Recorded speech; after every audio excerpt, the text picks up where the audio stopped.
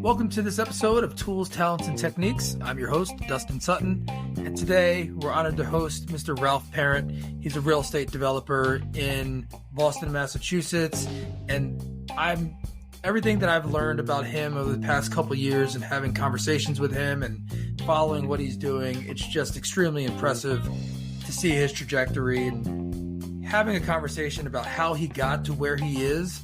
I feel like there's a lot of lessons that I found really useful, so hopefully listeners will find this useful as well, because he talks about growing up in low-income housing, but in and around an affluent area, and then how the lessons that he learned from his relationships and from sports, and then going into the business world and having to, create audibles and adjustments and figure things out, and to where he is and what he's doing. It's just an honor to share this platform and highlight him and what he's doing and who he is as a person. So without any further delay, here he is, Mr. Ralph Parent.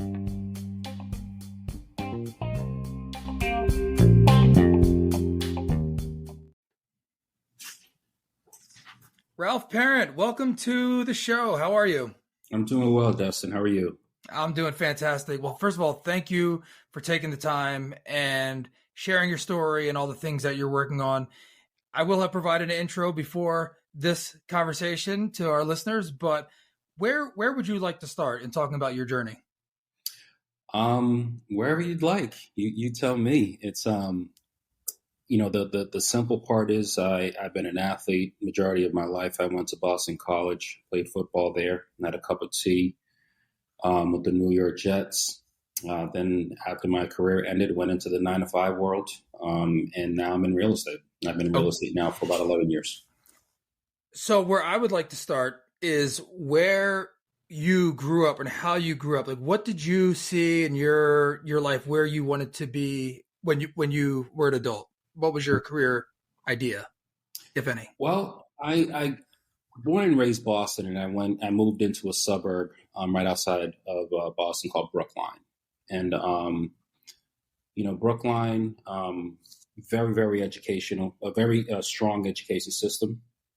And they really prepared me.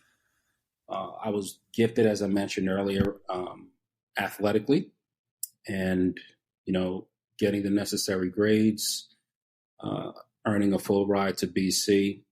Career aspirations, I never really had career aspirations. I've been a 3-sport athlete majority of my life, but one thing I knew was football, sports was going to end.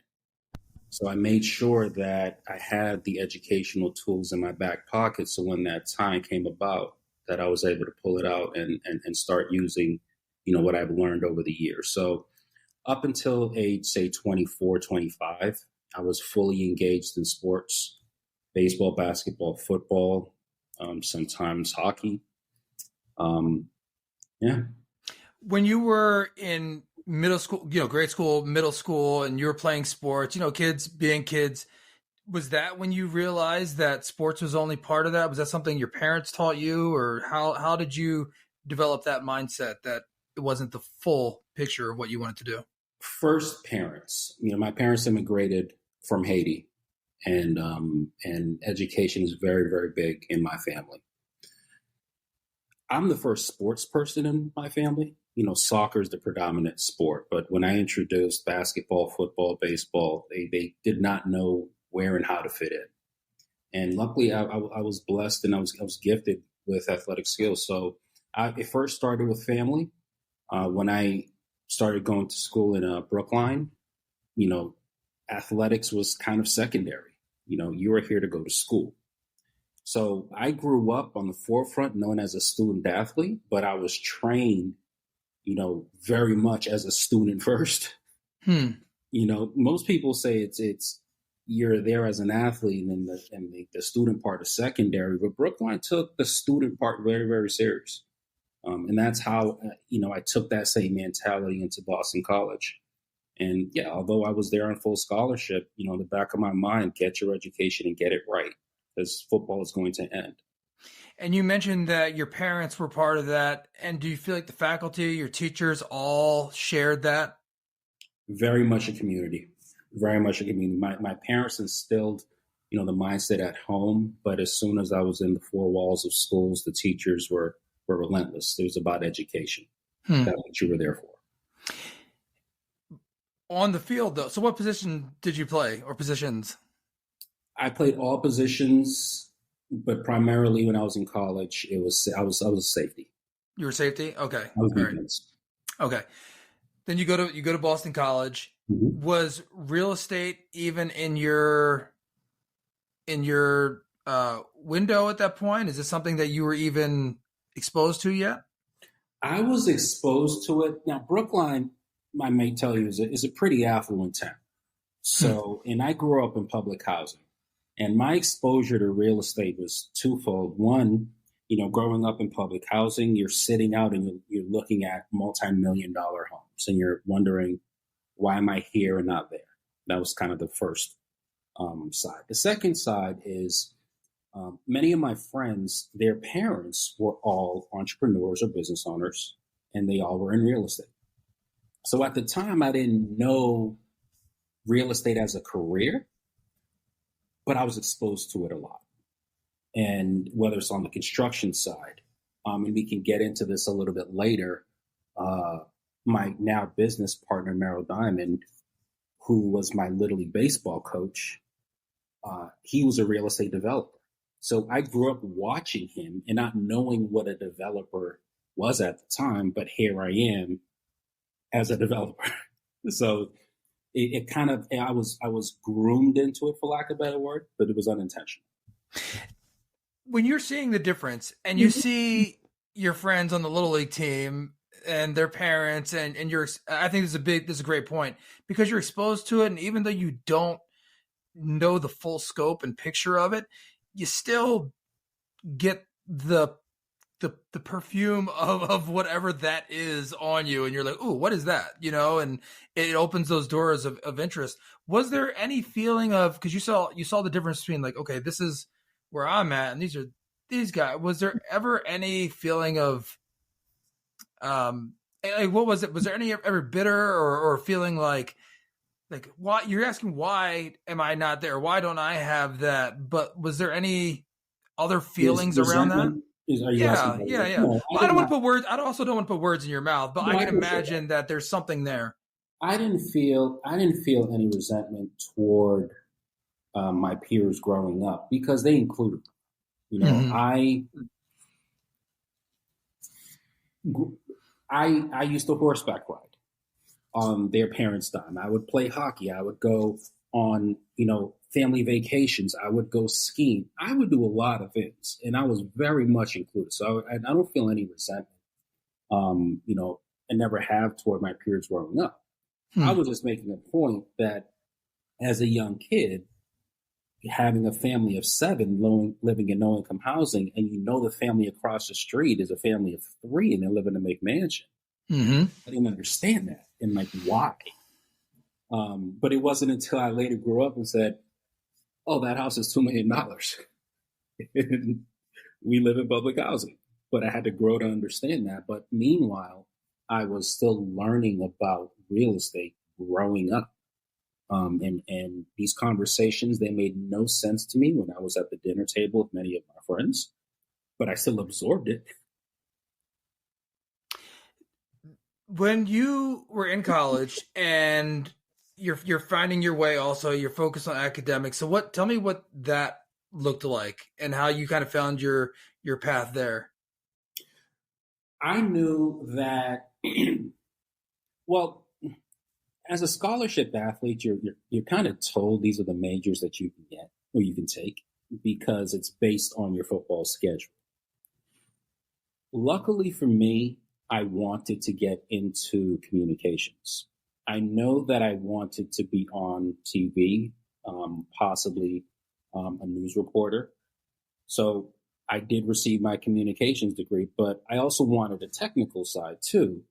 And so I took, a concentration in computer science and coding.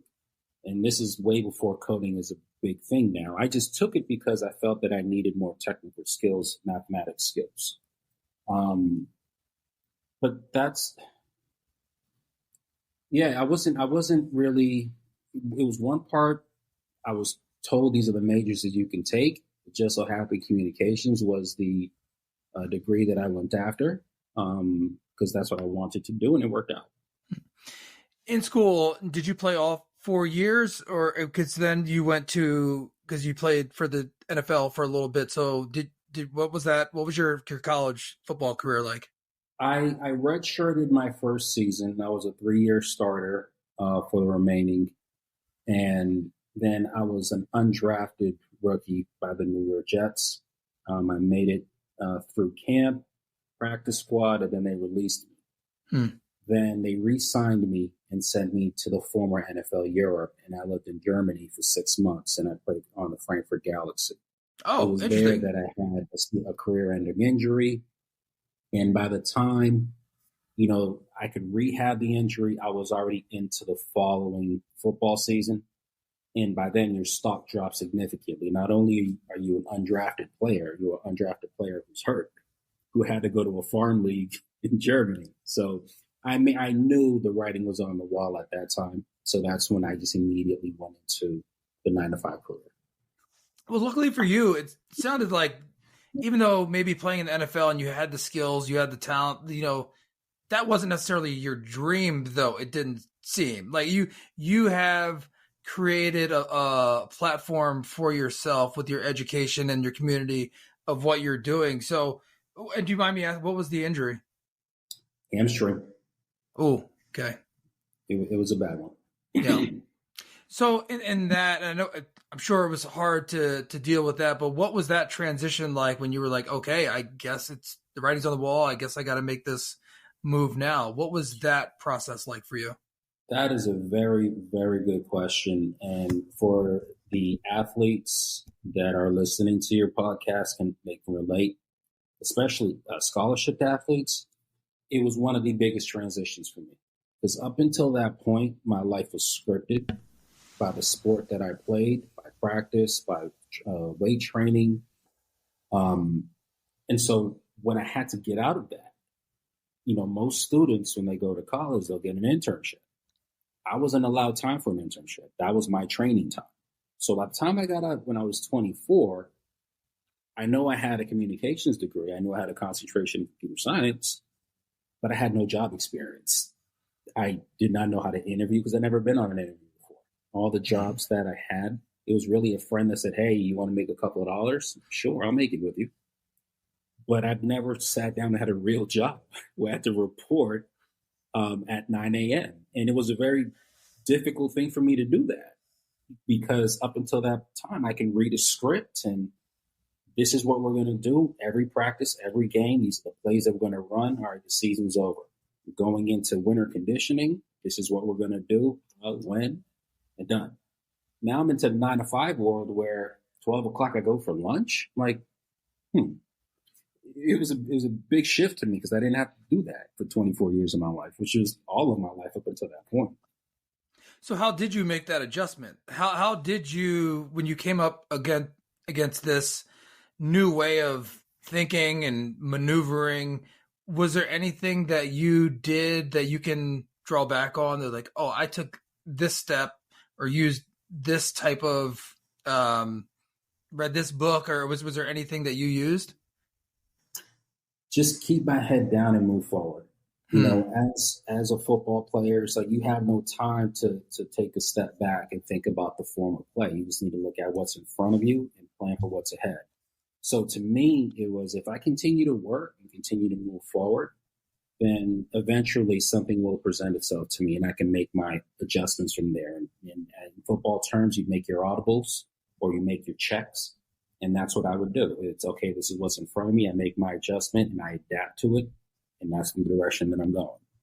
Well, that sounds like your sports lent a great experience into maneuvering into the world. Because even though you mentioned that, I wasn't necessarily prepared for the actual 9-to-5 and these type of things, but even that mindset, I'd imagine that's extremely helpful.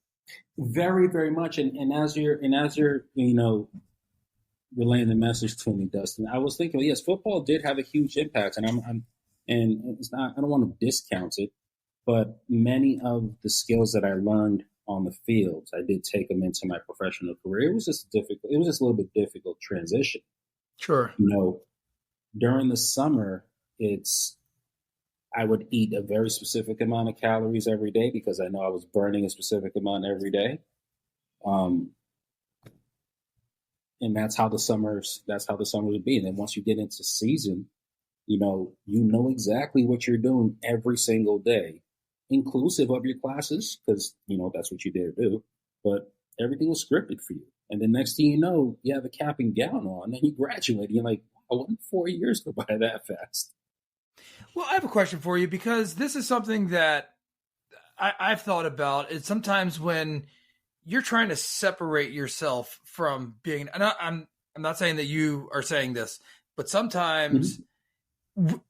you were like, okay, I'm more than an athlete. And yes, this was a part of my life. And did you ever feel that you had to make a concerted effort, or there was something specific that you didn't want people to look at you as just an athlete? Or was that ever cross your mind? I would say the first quarter of my professional career, I used the athlete card as much as I could. That was the easy conversation that I can have with someone. Everyone wanted to know about, how is it playing against Notre Dame?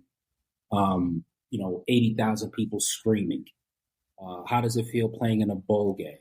People want to talk about that. So that was very easy. But as I gotten older, I'm like, all right, now it's kind of, that's the last thing I tell a person is that I played football at Boston College. But I eventually, if it comes up, it comes up. But Yeah. I won't bring it up first. You'll just find out that I was an athlete, and okay, this is what we're talking about right Okay. So once you finish the football, you get your 9 to 5. What were some of now. those first jobs job that you went into on the professional side? I skipped a lot. So my first job, my first job was I was a printing salesman. So this is back before the internet like really took off. And I would recruit people who would run printing presses for newspapers and magazines. And I left that position. Then I became a recruiter for accountants, left that position. I was a recruiter for nurses. Then I said, let's go back into my athletic roots. And I became a physical trainer, which then led me in my physical training days. One of the winningest high school coach in Massachusetts history, John DiBiase, I tried to solicit his high school players. So I trained them. And he said, how about if I just hire you as a gym teacher? And you can be a gym teacher, you can be a coach. I'm like, great, I get benefits now. And that was kind of like my path when it came, to the earlier parts of my professional career. But all the while, not all the while, but I got my real estate license. And that's when real estate really started to pick up for me as well. So I was balancing both being a teacher, a football coach, and a real estate salesman at the same time. What was the time frame when you were the printing, selling the printers, and then the recruiting? What was that time frame? Was this like a 3-year period, 4 years? Like what was 3 to 4 year period? 2006 to about 2009, 2010ish. Okay, so during the time, was there anything that you learned, except for maybe that you didn't want to do those things anymore? But was there anything that you took from those experiences that led you into the physical therapy, personal training arena? You just learn how to hustle. That's when you're in sales and you're in sales and you're just getting started. I never received any formal training in sales. I was just being me. And I pulled my football card out. Everyone wanted to talk. Next thing you know, I closed the deal. And that's how, the first part of my career happened was using my football and Boston College card. Okay. And then from there, once you start building the skills, now you have to really speak about how can you add value to a company that wants to pay you more. And so that's when I had to transition from, okay, I can't use my football card anymore. I need to actually quantify the reason why you're going to be paying me X amount of dollars. Sure. Well, that's a good lesson in itself, having to figure that out Mm-hmm. right there.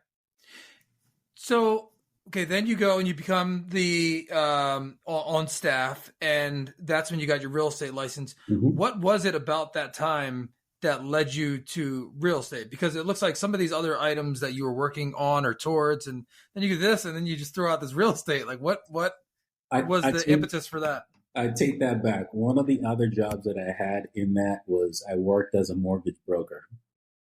And so this is when the subprime mortgage time was happening. And one of the first deals that I closed was a no income, no asset verification loan.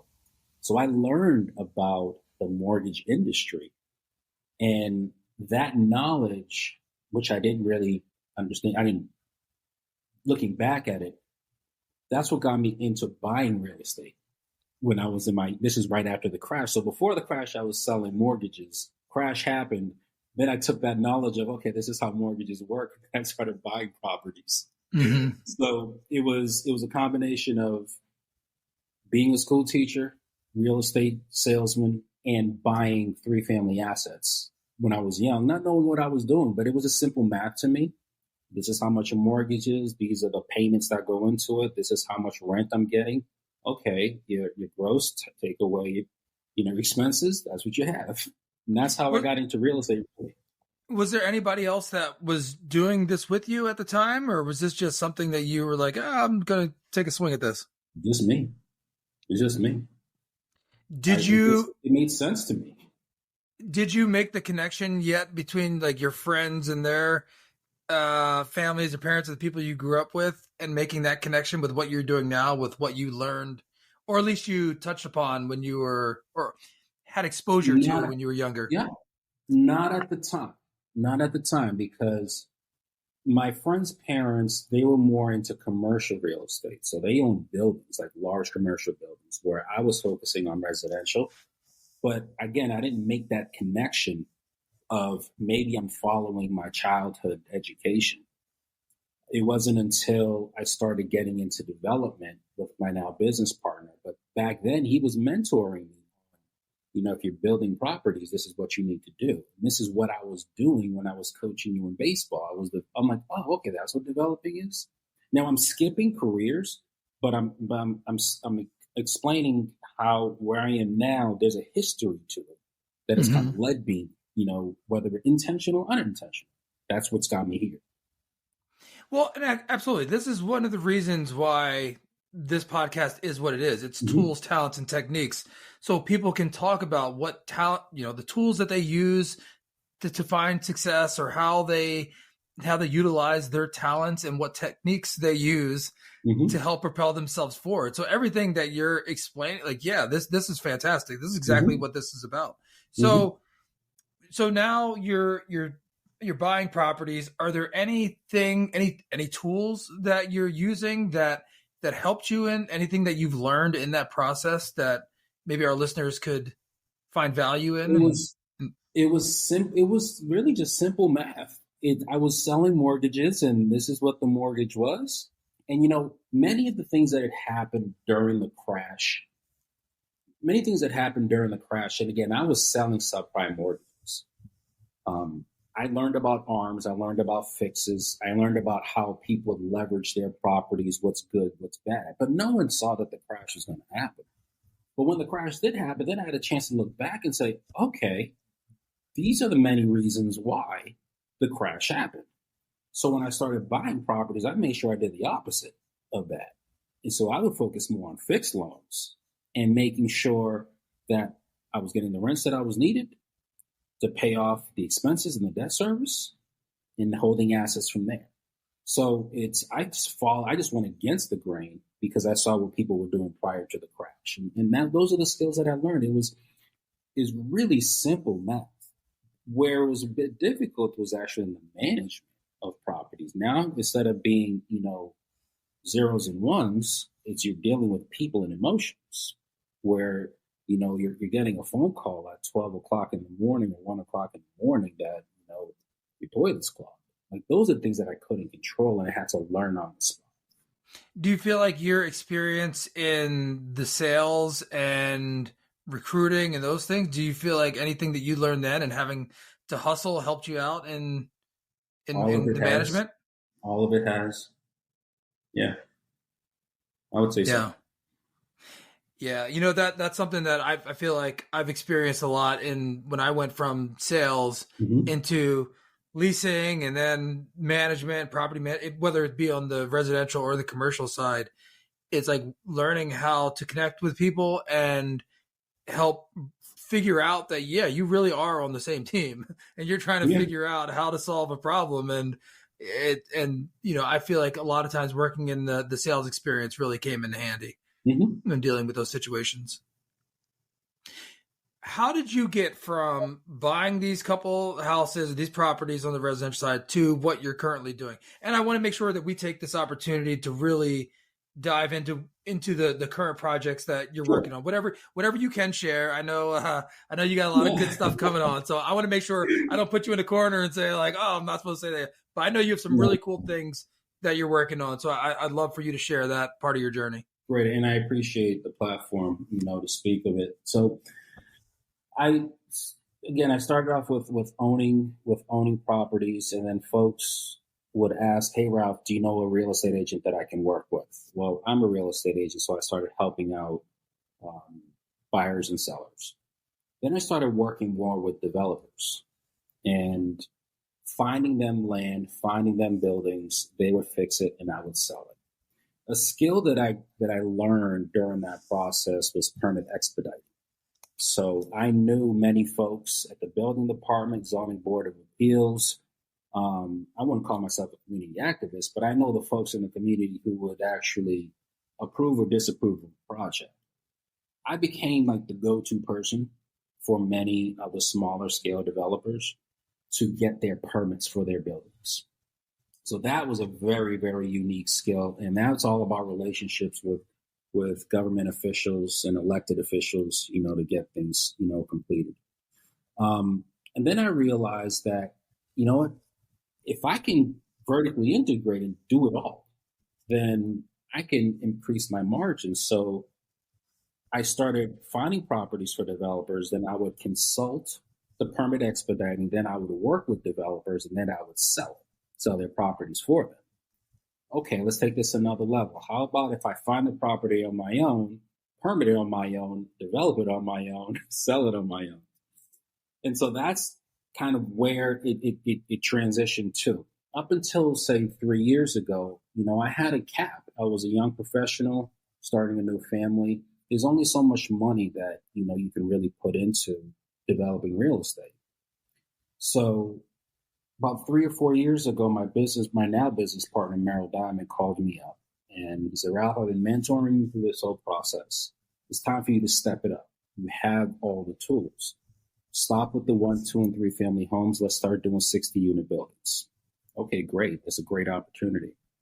And how he phrased it was really cool. He said, "Ralph, again, I've been mentoring you through this.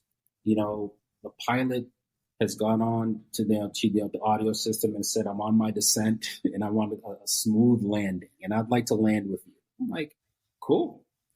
So 3 years ago, I did. It's a good answer. Cool. I mean, yeah. Okay. Yeah. I'm in. So 3 years ago, there was a 61 unit project that he had started with another team called Urban Spaces out of Cambridge.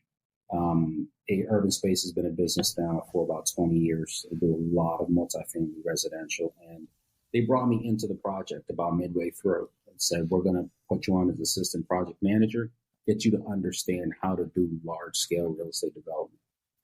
And that was the first project that I did with them. And we're now transitioning into the next phase. Many of our projects are going through entitlement right now, so they haven't broken ground yet. But we have a project that's going to be starting in the beginning of September.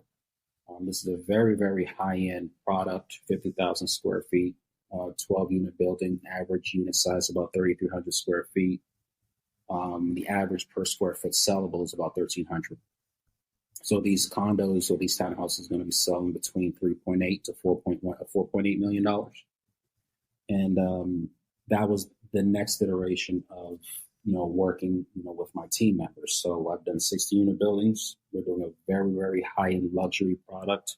2024, we're going to break ground on a 90 unit project. And we have a couple more projects at the end of 2024 that we're going to be breaking ground as well. So that's kind of the development side. So I've explained the development from the 1, 2, and 3 that I was doing on my own, transitioned into doing 60-unit, multi-family buildings, and now doing luxury. And the next phase that I'm implementing in parallel with my development is syndicating. And I'm sitting at these tables with my partners, very big hearts, helping me out, teaching me about development. And it was an honest question. I was like, why are there no Black and brown people at our table besides me? I appreciate being here, but I'm the only one here. And the difficult part is, as you know, Dustin, in this level of real estate, you sub out a lot of work. And a lot of the work that was being subbed out was to white men. And so that's when I started to learn about the networks. And Ralph, I've been working with these folks for, 10 to 20 years, what have you. And, it'd be hard to deviate from that relationship. Well, I'm just like, well, there's a lot of Black and brown folks that are very, have a lot of skills, and they're just not, given an opportunity. And I'm not saying to give them a job, but just give them a shot, see what they can do. So instead of putting the onus on my partners, which is a little bit outside of their warehouse, but they're very much open to it, I said I'm going to put it on myself. So that's when I started my syndication for this project that we're going to be doing in Brookline. Namely, I want to get Black and brown folks invested in large commercial real estate.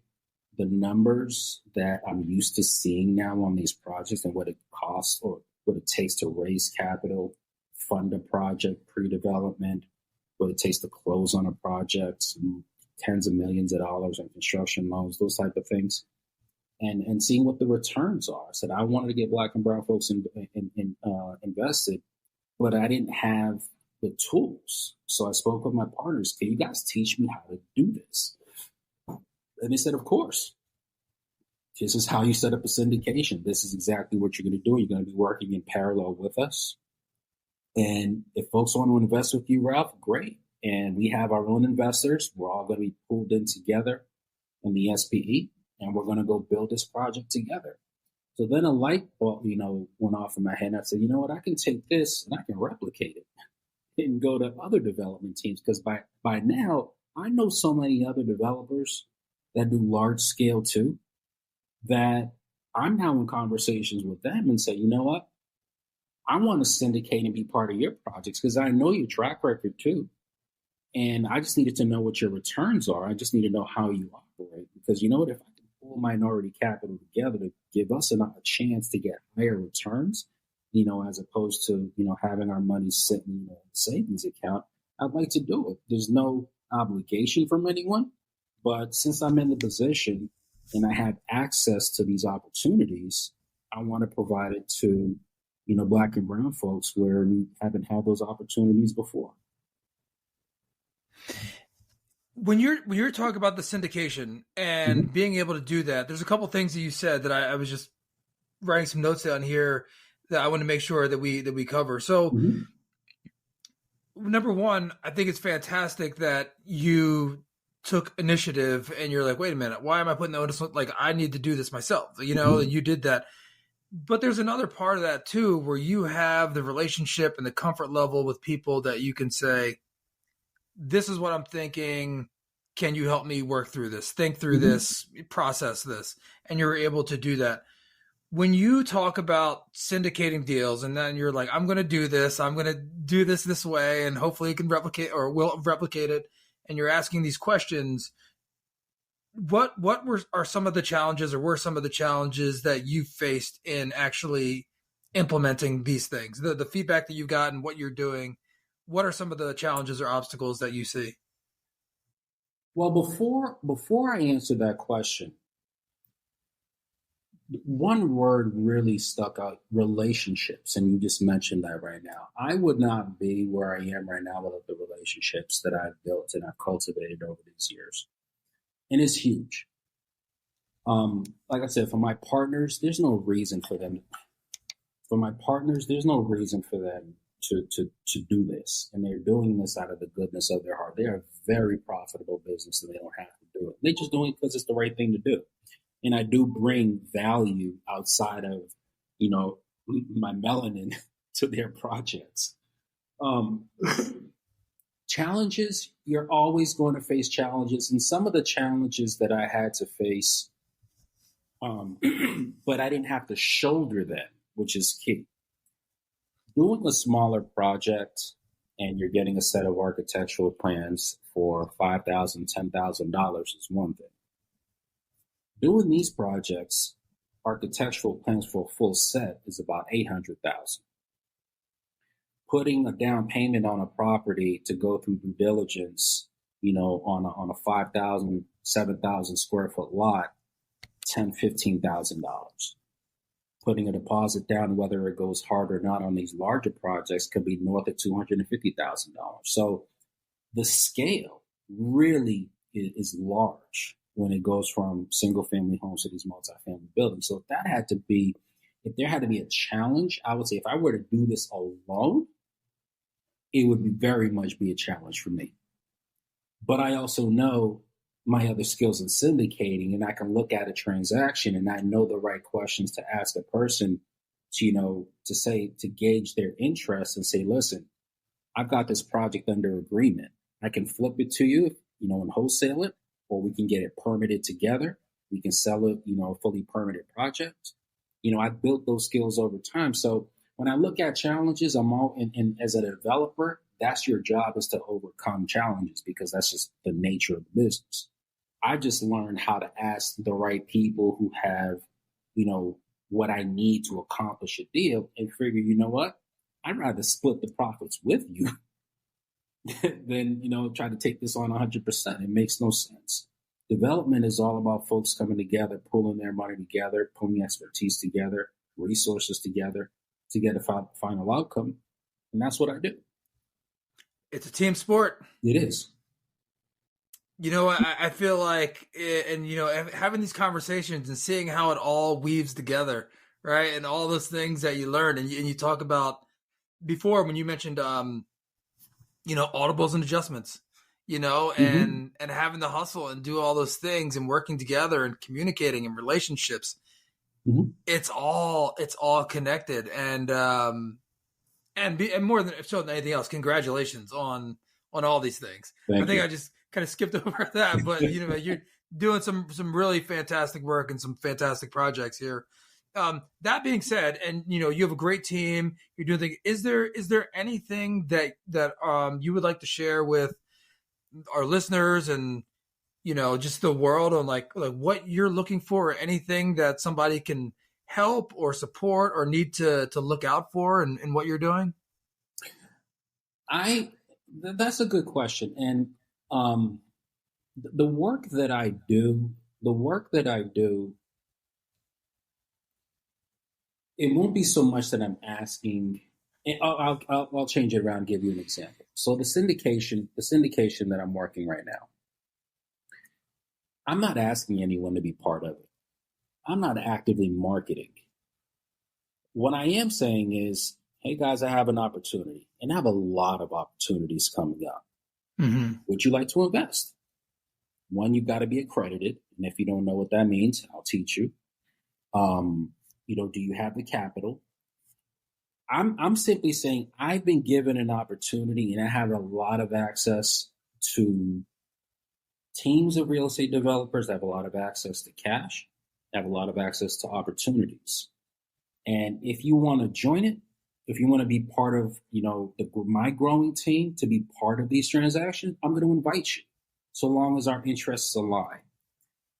But I'm not here asking for anyone to be part of it. I mean, that you make that own choice for yourself. I just don't, because there's enough stress that comes along with this business, and I'm accepting a lot of stress managing people's money, as a syndicate, to go into a project.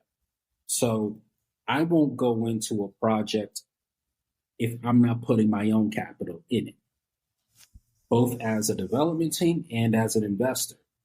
If you want to be part of my team that's investing in these projects, then it's projected to get higher returns. Great. No one here is twisting your arm though. Mm-hmm. That's it.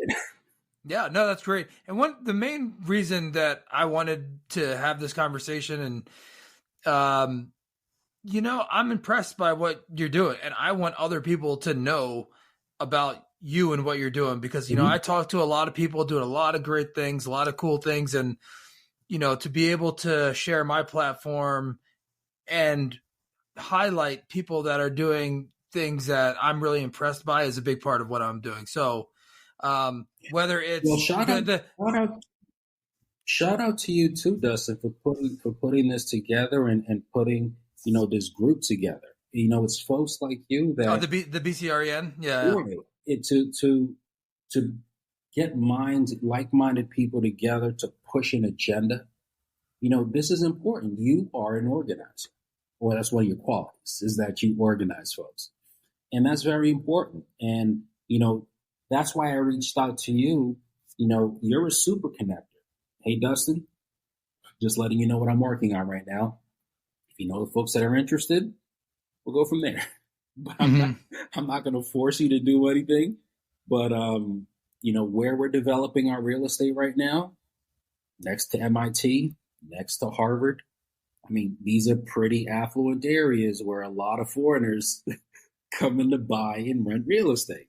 Sure. So whether or if you're in Brookline, which is a super affluent town, that's right in the middle of Boston College, BU, the hospital district, the country club, or the U.S. Open is being played. 2 professional team owners live in the town. That's the area that we build it. So I'm not saying that to be snooty. I'm simply saying that we go into areas that are established. We pay a premium for the land. We pay a premium for the construction. And, there are folks that, are attracted to that product. And that's what we offer them. And that's what I'm just explaining to you, that this is what we do. And if you want to join, great. If you don't, okay. But just know that I'm here. And that's a big part of it, knowing that you are there. Because if you the adage that you can't be what you can't see, and everything that you're doing, it's on brand for who you are and how you've grown in this industry, and you're doing some really great things. And if my small part, and I appreciate all the kind words, but if my small part is to use my platform to shine a light on what you're doing, so other people can go, oh, I want to do that. I want to do that. How do I get there? How do I take that path? And all the things that you shared so far, in this discussion, I think are really valuable for people to learn from and people to utilize to grow. And that's exactly what we're trying to do. I want to make sure I'm going to backtrack just a little bit and talk about like big picture and where you are and where you came from and where you see this going, because your trajectory is pretty astronomical. It's pretty cool to watch. Where do you see this going? Where do you see yourself in the next 5 to 10 years? That sounded like a really cheesy, like job interview question, but like seriously, like where, if you could be anything or do anything, like how big would you build this? I'm gonna change a question around just a little bit. Absolutely. And the reason why I'm changing it, because if I had to break down my life to you, and it would be in 2 and 4 year increments, because I would follow the life cycle of entitlement until development, and then you sell the property. That makes sense. That's really what my life is. Do I want to be the next Don Peebles? Of course. Like, the guy's like a heavyweight. But there's a lot that I need to do to get to that point. But what I'd like to do is fast forward into like when I'm an elderly person. I've learned a lot. When I look back on my life, and I said I grew up in a very affluent town in low income housing, there's a lot that I was not exposed to. There's a lot of things that I was sheltered from living in the town that I grew up in. And it wasn't until when I got out that I started to live in the inner city that I saw what was happening to Black and brown people. And that's when I was just like, hold on, I have an opportunity. I've been on, the other side. I grew up in Brookline, went to Boston College, and I have a skill that I can, play on both sides of the track, for lack of a better word. And how can I help folks out who look like me? And that's just the course that I've set myself in. Where that leads me, I'll soon find out. Using the football analogy that I did earlier, make an audible, make a check. Where it's good, but if I had to tell you the immediate, I'm going to follow a 16-month cycle of entitlement, 24 months of construction, 6 months of sales or rentals. Move on to the next project. That's going to eventually lead me someplace else. But it's really, how do I help people out that look like myself? Because it was such a culture shock to me coming from Brookline, Massachusetts, and then moving into Dorchester, and I saw people who look like me and what they were going through. I'm like, I need to do my plan. So that's where my course is set. And everything that happens in between happens. And that's the best way I like to answer, my 10, 15, 20-year goals.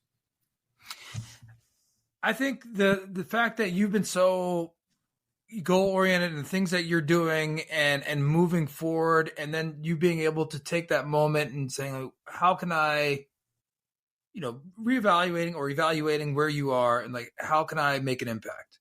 And I feel like everything that I've seen you do, and again, all the things that we're talking about today, you are doing that, and it's appreciated. And, again, I love sharing these stories and being able to support people that are trying to make that impact, and you are. So thank you very much. I appreciate that. And one other thing that I'd like to quickly add, which is important too, it's, a lot of what I discuss and speak about is born out of wanting to help people who look like me.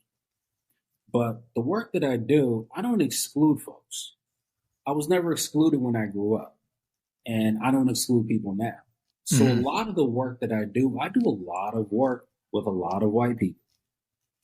They're very, very good white people that have helped me out to become who I am today, who continue to promote me and help me out. So I don't want to make this sound like exclude the white people, only the Black and brown people. I don't operate that way. I just learned how to work with everyone.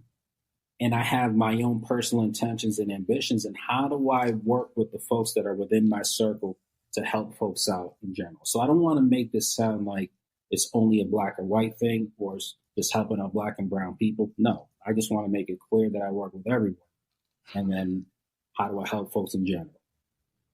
Yeah, absolutely. I agree with that. 1,000%. 1,000%. Well, Ralph, this has been a fantastic time. Thank you for being so generous with your time. I will share your contact information and your website in the show notes. But in the meantime, is there any other things that you want to leave the listeners with as we head out? Well, I mean, I guess it'd be my contact information. For the development side of my real estate practice is parentdiamond.com. So like parent, like one parent of a child, and a diamond. That's my business partner's last name. Put the two together, parentdiamond.com. And the syndication business, I'm starting to get my marketing information, completed for that. But Ascending Communities is the name of that company. And again, it's just really building up communities. That's what I'm doing it for, and to help folks out. So there's, 617-304-5727. Get in contact with me. Happy to have a conversation, help out where I can, and we'll take it from there. All right. Well, Ralph, that was fantastic. Thank you so much for your time. You. I'll share all your information in the show notes, and congratulations. Thank you very much. Appreciate it, Dustin. Take care.